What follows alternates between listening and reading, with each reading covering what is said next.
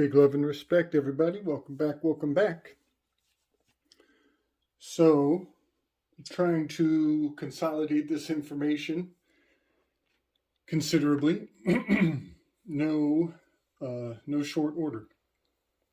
I want to wrap up this Belphegor's Prime concept and a interesting little bow and move on with other projects.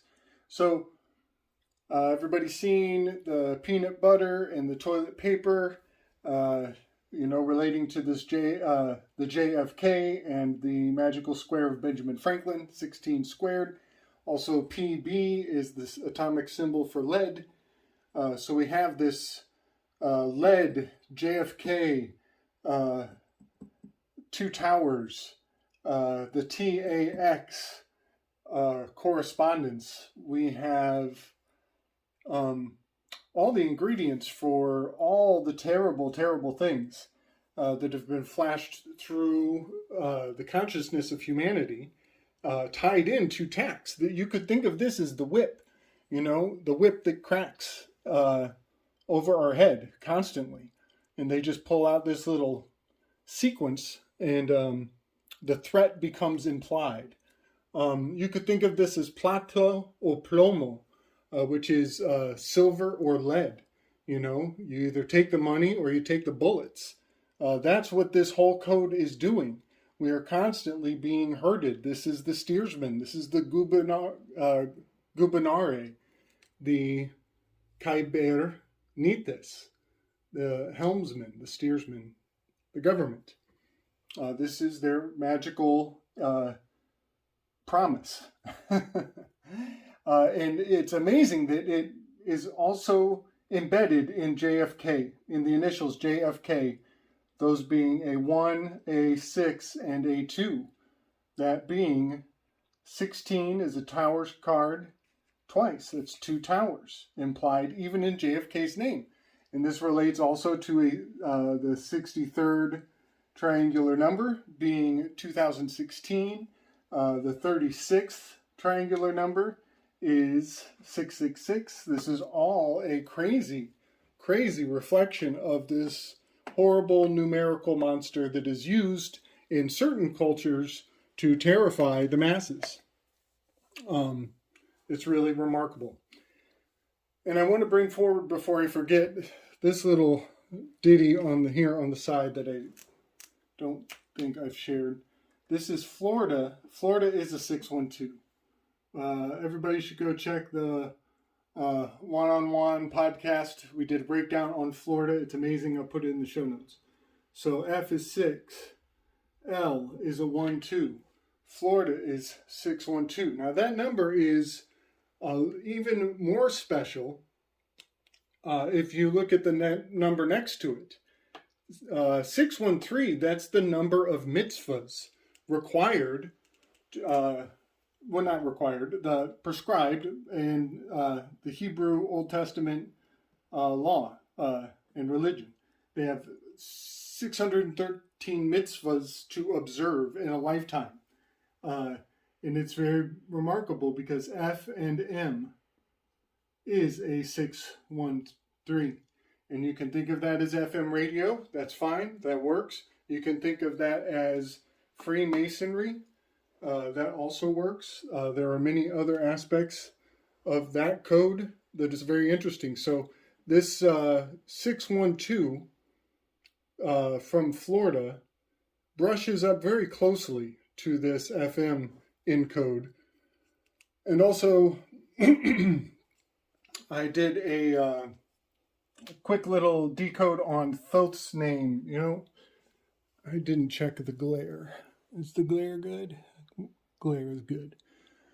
Thoth's name has some very interesting reflections of this Belphegor's Prime that I'm going to pull up the full image of it. And you'll just see the 1s as gates, the 6 in the middle. If you break Thoth's name down in ordinal, which is this top line, THs become 1s, the O remains a 6, and you get this 161, which is very reflective of the Belphegor prime in a major way. And if you go down into septenary, down here below, T's becomes 7s, H becomes 6, O becomes 2. In Bostrophodon, it's a palindrome, goes back and forth. You've got 13 on either side, which are the wings of Belphegor, and then you keep a 2 in the middle.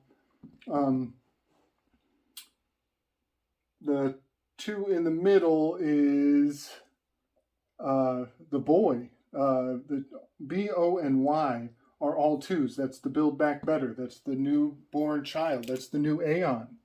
It's the BBB, the B cubed. All right. Anyway, that's a very interesting gematological reflection of Thoth. Going into ordinal, reduced, and septenary, but in a fractal fashion, not in your standard gematological full reduction path, going at it in a stacking aspect. Just kind of fun little project I wanted to share. So I'm going to leave ordinal behind. We're going to really dig into septenary. We're going to go into this lower order, and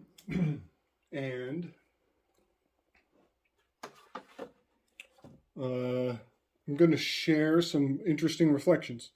This is digging into the septenary aspect, because I'm beginning to believe that this really wants to be seen through the septenary cipher.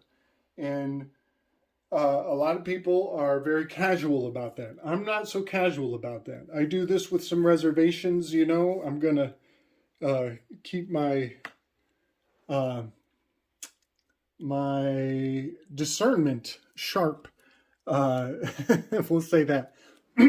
So septenary cipher is a measure twice, cut once metaphor. Marty Leeds is probably the best to go to on the septenary cipher.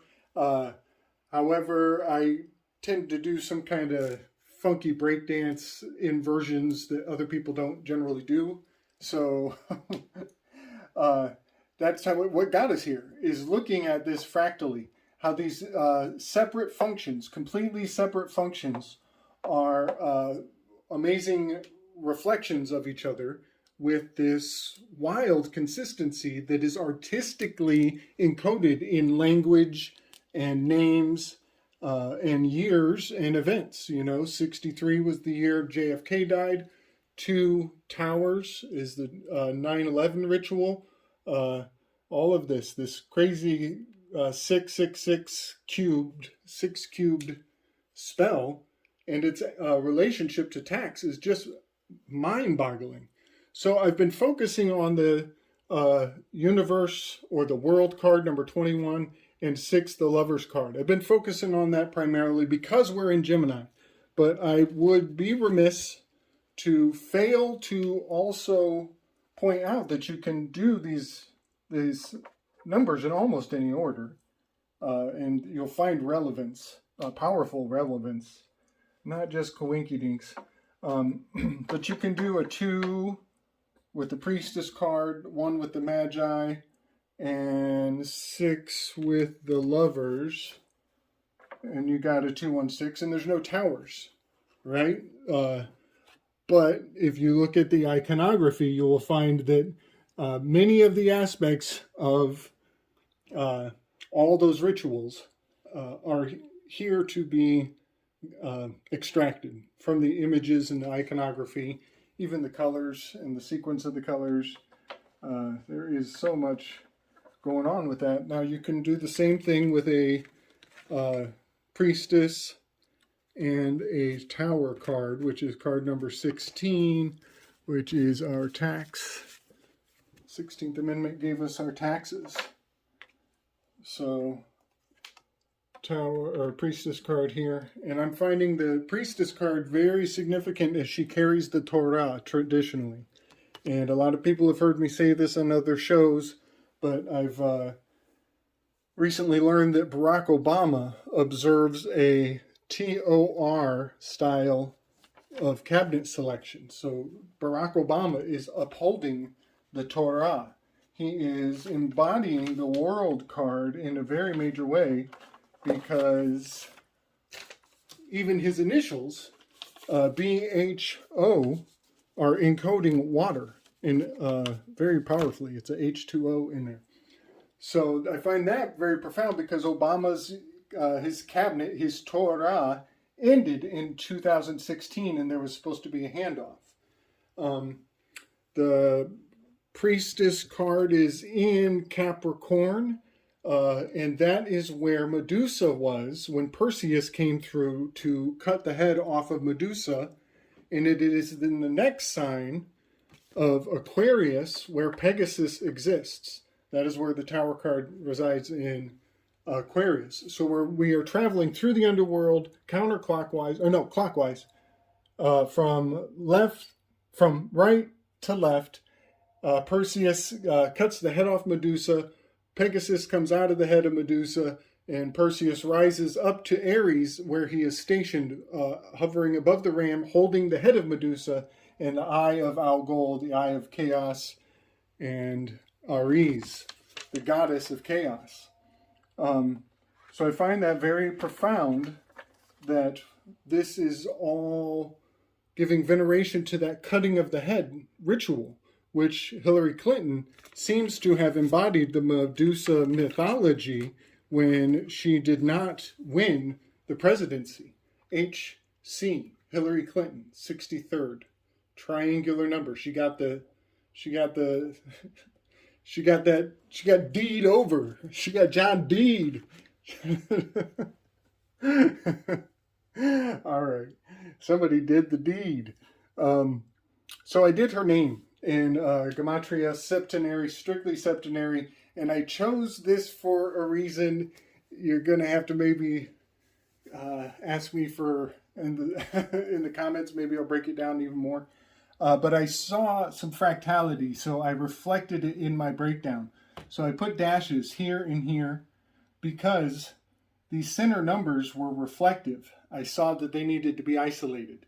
So I kept the 3 as my pivot, my swivel, my center, my pole star, my middle of the cipher. And I just reduced these numbers down to 8. This is the common root number of both of those numbers because they are the inversion of one another. And so you get this 838 in the middle of a 6 and a 1.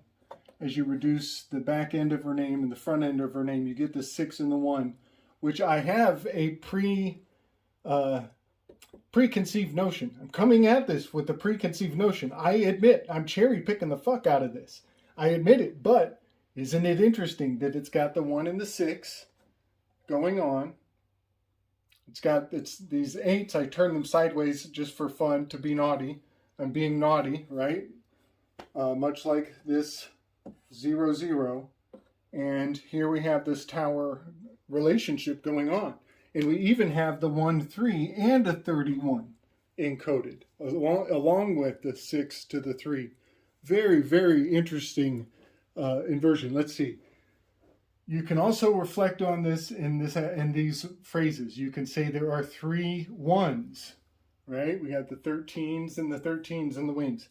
3 1s. There is 1 3.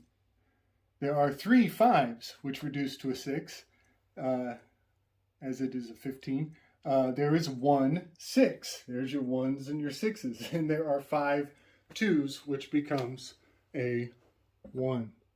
Very interesting series of letters. Very powerful hypersigil, I would say. In fact, you might even say this is Pegasus coming out of her head. This sequence of letters. I mean, it's like we're looking at Pegasus right now. We just cut her head off, identified the monster, and here Pegasus is flying out of her neck. Quite fascinating, quite fascinating. Wildest theory I ever did have. So, last thing I wanted to share with everybody, this was quite amazing.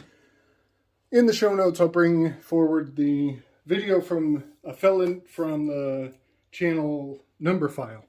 and he is breaking down this Belphegor's Prime, and all along he's wearing an American Eagle shirt. And on his American Eagle shirt is this little bird shape. And sure enough, very cleverly, he reveals that his shirt had the symbol for Belphegor's Prime on his shirt all along. Now that is really, really, really cute. And it was a fun little synchronicity. It turns out he's telling us the Belphegor's Prime comes from the Voynich manuscripts, and that is some far out mysterious shit I can't even get into, the complexity and the depth and the meaning of the fact that this Belphegor Prime is a direct handoff from John Dee. But, sure enough, Belphegor is the name of the thinking man, the statue. It is imbued with the spirit of Belphegor. It is the spirit of sloth. It is the spirit of sitting around. Your most thoughtful moment is when you're on the bathroom taking a dump. Ladies and gentlemen, in my bathroom, on the wall, all for the whole year that I've lived here, Belphegor's Prime is hidden in the poem of Maya Angelou. And it is, I know why the cage bird sings. It's the whole poem written out with a shadow image of a bird flying out of a cage. The bird is the bull. It's Belphegor's Prime. And her name is Maya Angelou. I'm on the loo, reading Maya Angelou and looking at this spirit of Belphegor's Prime that's some kind of symbol that came out of the Voynich manuscripts. What the? I'm tripping. It was there all along, y'all. I'm going to show you a picture of this thing. And now you're going to go back to all the pictures you ever saw with birds. And you're going to be like, oh my goodness. It's a Belphegor Prime bird from the Voynich manuscripts. Encoded in all the art, all along. Gotcha. Funny, not funny. All right, folks. Much love and respect. Hope you dig it. I'll bring these images forward. We can all trip out together. Much love.